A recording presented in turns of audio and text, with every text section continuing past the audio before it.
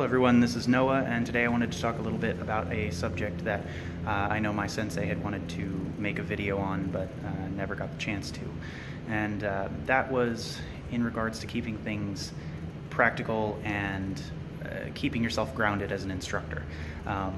There are some schools of thought where the instructor is kind of an untouchable figure, and you don't get to spar with them, you don't get to drill with them. The closest you get is them demonstrating techniques on you. And he didn't like that idea. He thought that he needed to stay sharp and he needed to mix it up with his students and spar with them and drill with them because it helped him stay grounded and keep things realistic.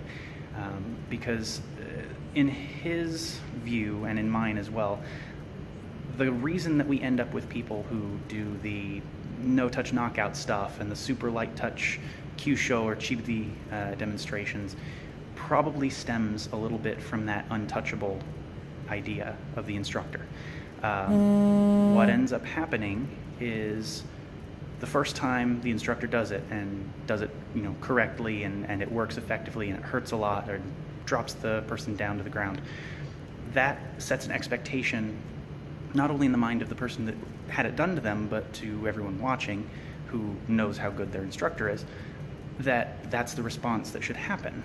And so maybe the next time the instructor doesn't hit as hard or doesn't, yank as roughly or what have you because they don't want to hurt their student, then they remember what happened last time. But even though they're doing it lighter, the student has this preconceived idea of what should happen. They already have an expectation in their mind of the result of this technique. So even though it's been done lighter, the response is the same. That's something that happens just subconsciously. And your subconscious has a lot of power to do that. You can actually knock yourself unconscious by believing that you should be knocked unconscious. And unless the instructor keeps themselves grounded and allows their students to see them experience failure through resistant training and sparring and drilling, then you can end up with this idea that someone can get so good at something that even though it really shouldn't work anymore, it does because everyone expects it to. That was something that we never wanted to have in our dojo, and that was something that was important to my sensei. And it was something that he wanted to discuss, so I thought it would be important for me to share it since I agree just as well. But that is something that I think everybody that trains in martial arts, whether it's karate or not, should consider. As long as you're physically able, you can definitely benefit, and your students can benefit from staying engaged with them, sparring, drilling, working with resistance with your students. So they get to see that.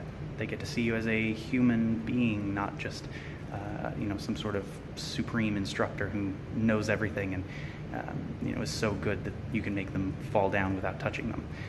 You don't want it to get that far. So it's a good thing to maintain in any martial arts.